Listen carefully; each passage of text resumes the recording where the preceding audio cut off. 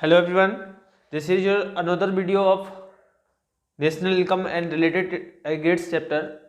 तो इसमें आज हम समझेंगे कि डोमेस्टिक इनकम या डोमेस्टिक इनकम के साथ साथ डोमेस्टिक टेरिटरी और इकोनॉमिक टेरिटरी में क्या डिफरेंस होता है। आपने सुना होगा डोमेस्टिक इनकम और नेशनल इनकम क्या चीज़ें होती हैं, इसको आज हम लोग डिफाइन करने वाले हैं। तो without wasting of time let's start.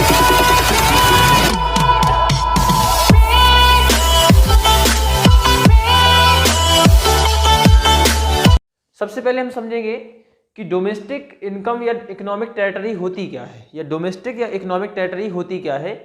सबसे पहले आपको समझना है इकोनॉमिक टेरिटरी एक क्या है। जैसे कि हम लोग जानते हैं ना कि टेरिटरी का मतलब हम लोग समझते हैं कि एक एरिया से संबंधित है।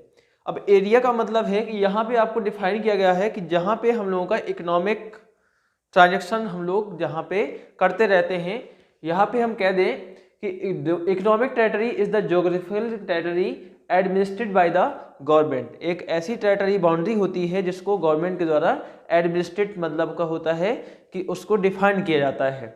अब ये टेरिटरी को कैसे डिफाइन करते हैं, हमने कहा सर हमारा तो बॉर्डर है ना, तो बॉर्डर तो एक इक्वल एरिया ही होता है ना सर, हमेशा इक्वल रहता है, ये चेंज कैसे हो सकता है, गवर्नमेंट कैसे डिफाइन कर सकती है।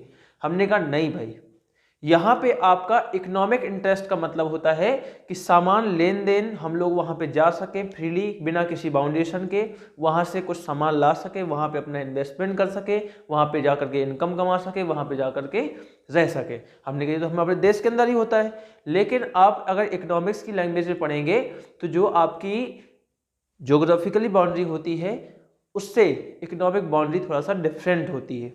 हमने देखते हैं सर क्या होता है, हमने कहा within which person goods and capital circulate freely, जहाँ पे आपका कैपिटल पर्सन या जो आपका ट्रांजेक्शन इकोनॉमिक ट्रांजेक्शन होता है वो फ्रीली हो सके।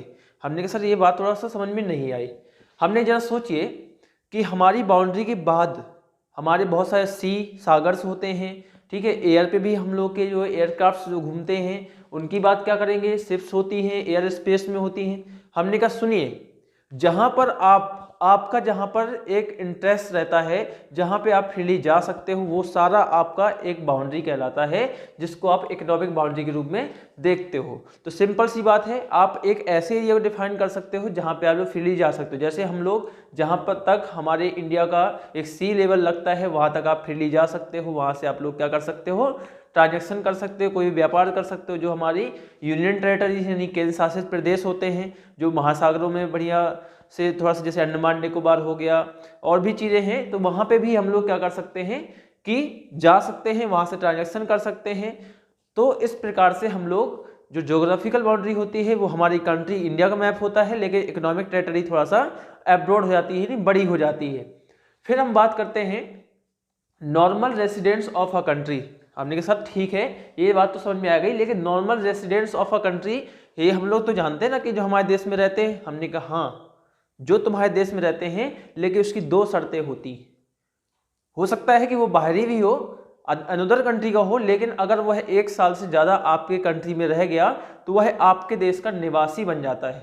निवासी का मतलब होता है वो यहाँ का रेसिडेंशियल कहलाएगा। पर बात करते हैं stay in the country should be more than a year. पहली कंडीशन है कि अगर कोई भी व्यक्ति चाहे वो किसी भी कंट्री का हो, यहाँ पे अगर वह 1 साल से ज़्यादा, एक भी दिन ज़्यादा अगर वह यहाँ पे रुक जाता है तो वह यहाँ का रेसिडेंशियल मैन माना जाता है, रेसिडेंशियल पर्सन माना जाता है। हमें ठीक है।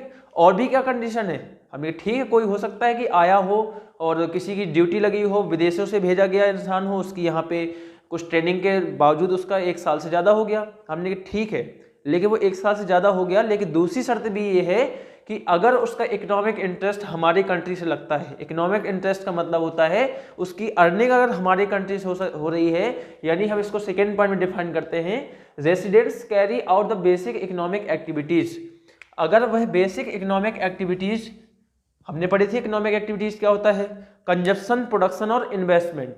अगर इन कंजप्शन वह हमारे देश का ही पैसे यानी हमारे देश की बनी चीज़ें को कंज्यूम कर रहा है, प्रोडक्शन यानी हमारे देश में कुछ चीज़ें बना रहा है और वह यहाँ पे इन्वेस्टमेंट भी कर रहा है, तो ऐसी कंडीशन में वह हमारे देश का नॉर्मल रेसिडेंट्स कहलाया जाएगा। अगर यहाँ पे बेसिक इकोनॉमिक एक्टिविटीज उसका हमारी कंट्री से रिलेटिव नहीं है, वो हमारी इकोनॉमी की जो बेसिक इकोनॉमिक एक्टिविटीज होती हैं उसमें इन्वॉल्व नहीं है, भले वो 1 साल से ज़्यादा रहता हो, तो फिर उस कंडीशन में 2 शर्तें पूरी नहीं होती हैं, तो फिर हम उसको मे भी छोड़ सकते हैं। लेकिन आपको अगर 2 कंडीशन कोई भी व्यक्ति फुलफिलमेंट कर रहा है तो वह आपका normal residents of a country हो जाएगा। हमने ठीक है सर, आपने इसको निवासी तो मान लिया, लेकिन एक अदर टर्म होता है, वो है सिटीजनशिप, जिसको हम नागरिकता बोलते हैं।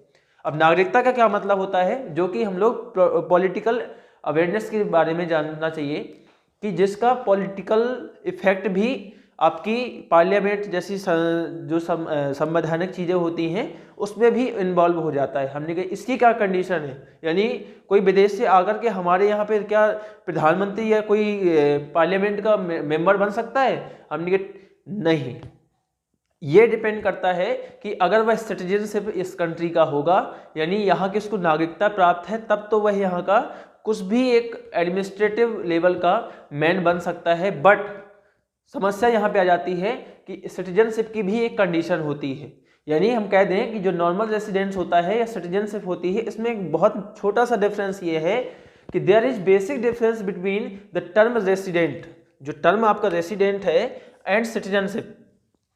वो ये है इसके बीच में डिफरेंस कि अ पर्सन इज सिटीजनशिप और nation of a country in which he born.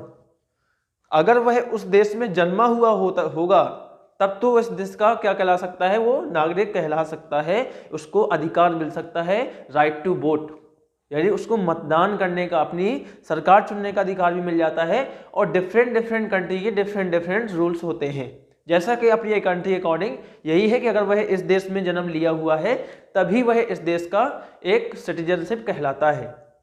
हमें ठीक है, जैसे इसमें दे रखा है, एग्जाम्पल भी दे रखा है, large number of Indian nation have settle in US and England. हम मान लेते हैं कि हमारे देश के बहुत से लोग विदेशों में जाकर के सेटल हो जाते हैं। इससे क्या होगा, हमने कहा अगर विदेशों में सेटल तो हो गए हैं बट वहां पे उस कंडीशन में वह क्या कहलाएंगे, हमने कहा वह हमारे यहाँ के नॉन रेसिडेंट्स भले ही हैं, हमारे देश में भले ही नहीं रहते, लेकिन हमारे देश में अगर उसका जन्म हुआ है तो वह यहाँ का सिटीजनशिप कहलाएगा, यानी नागरिक कहलाएगा। यानी इसका मतलब है they are non resident Indian, भले ही भारत में नहीं रहने वाले भारतीय हों, but they are Indian citizen, वह भारत के नागरिक कहलाएंगे क्योंकि उनका जन्म कहाँ हुआ है, भारत में हुआ है, यानी इंडिया में हुआ है। अब बोलो सर इसका रूल क्या है, इसका काम क्या है, हम लोग क्यों पढ़ रहे हैं सब चीज़ें? हमने कहा आपको पहले समझना चाहिए कि कोई व्यक्ति अगर आपके भारत में है तो उसकी इनकम जो है वो इंडिया इकोनॉमी में कैलकुलेट होगी या जिस देश का वो है वहाँ कैलकुलेट होगी। तो आपको इसको समझना है यार, बड़ा बेसिक सा कॉन्सेप्ट है कि आप समझिए कि अगर वो हमारे इंडिया का है, अगर इंडिया में जन्म लिया हुआ है और उसका इकोनॉमिक इंटरेस्ट इस कंट्री से है, ठीक है ना, तो वह निश्चित तौर पे 2 प्रकार से कहीं ना कहीं तो आएगा। आपको याद रखना है कि सिटीजनशिप से हमें मतलब नहीं है। अगर आपको नेशनल इनकम की बात करें, आपको सिटीजनशिप से मतलब है ही नहीं, आपको तो रेसिडेंट से मतलब है। अगर उसका इकोनॉमिक इंटरेस्ट हमारी कंट्री से लगता है, भले वो कहीं का भी हो, अगर वो यहाँ आके कंजप्शन करता है, प्रोडक्शन करता है, इन्वेस्टमेंट करता है, तो उसकी जो इनकम होगी वह आपकी अपनी इकोनॉमी में ही कैलकुलेट करी जाएगी। बोले सर थोड़ा समझ में आया, लेकिन इसको और डिफाइन करिए।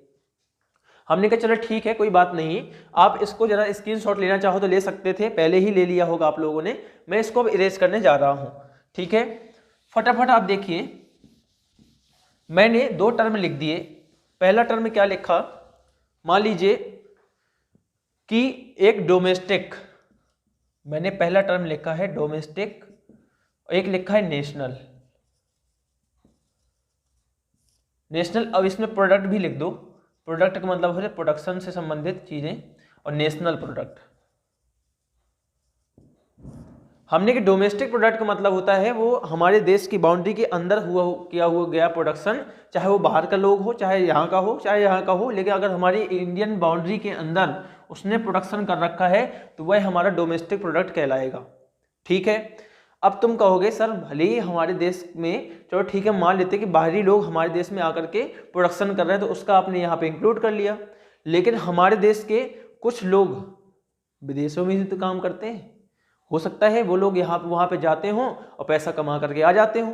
हमने ठीक है, अगर ऐसी बात है तो आपको एक चीज़ और समझनी पड़ेगी कि हमने कहा कि डोमेस्टिक प्रोडक्ट होता क्या है कि नेशनल प्रोडक्ट से थोड़ा छोटा होता है। क्यों? हमने कहा हमारे देश के कुछ लोग अगर बाहर रहते हैं तो उनकी इनकम को हमें भी इंक्लूड करना होगा, क्योंकि अभी उनका इकोनॉमिक इंटरेस्ट किससे, हमारी कंट्री से है। हमें ठीक है सर, तो इसके बीच में डिफरेंस क्या होगा? हमने कहा इसके बीच का डिफरेंस होता है, वो होता है आपका net factor income from abroad, NFIA। अब बोलो सर ये क्या हो गया, ये कहाँ से आ गया? हमने कहा net factor income from abroad का मतलब होता है कि विदेशों से जो आपको इनकम मिलती है उसको क्या करोगे आप, अगर डोमेस्टिक प्रोडक्ट में अगर आप इसको ऐड कर दो, NFIA को इसमें ऐड कर दो, तो ये क्या मिल जाएगा आपको, नेशनल प्रोडक्ट ही मिल जाएगा। हमने कहा आपके देश के जो लोग हैं उनके द्वारा किया गया प्रोडक्शन, और साथ में आपके ही देश के लोग जो विदेशों में रहते हैं वहां पे इनकम कमाते हैं, लेकिन उनका इकोनॉमिक इंटरेस्ट आपकी कंट्री से है, तो आप इसको यहाँ पे ऐड कर लीजिए, तो यह आपकी क्या हो जाती है, पूरी कंट्री की यानी नेशनल इनकम में चेंज हो जाती है। बोले सर थोड़ा सा इसको और डिफाइन करिए। हमने कहा चलो ठीक है, आप दो टर्म को समझिए। पहला है फैक्टर इनकम फ्रॉम एब्रॉड, दूसरा है आपको फैक्टर इनकम, यहां पे इनकम था, टू एब्रॉड। ये दोनों जो पार्ट है ना, ये आपका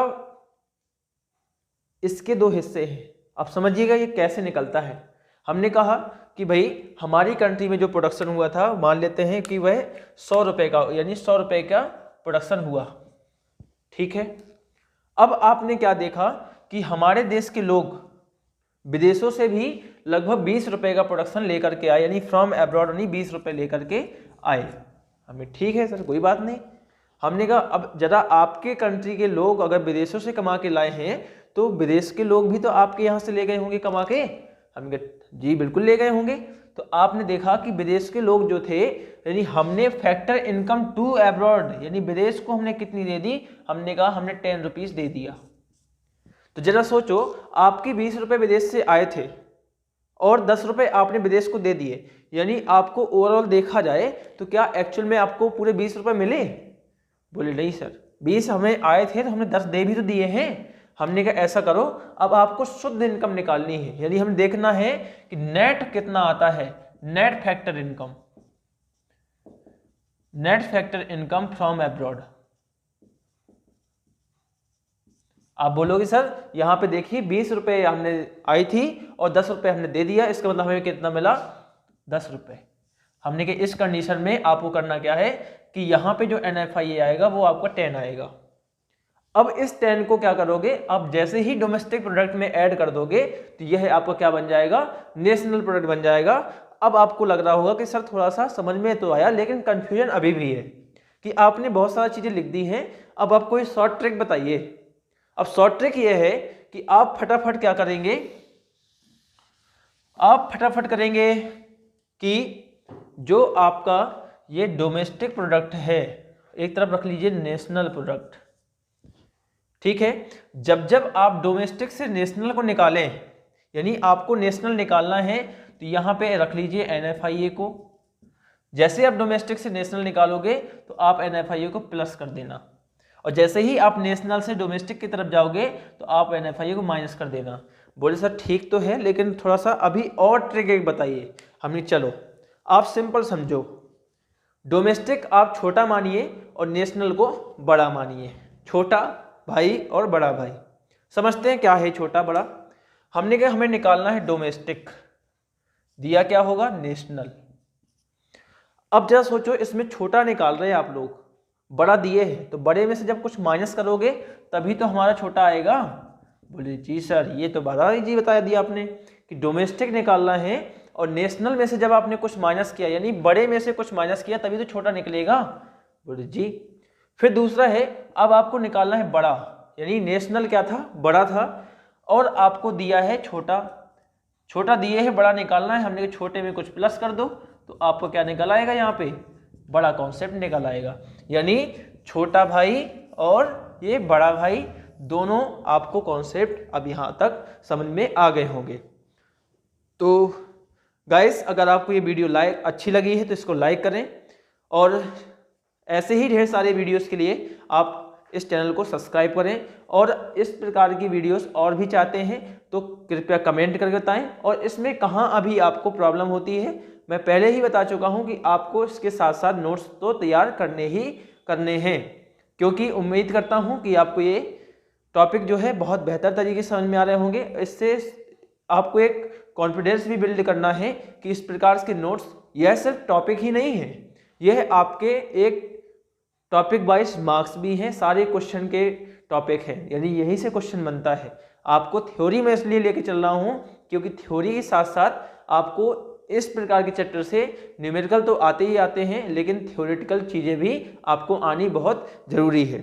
तो ओके, फिर मिलते हैं नेक्स्ट वीडियो पे। जब तक के लिए thanks all of you, bye bye.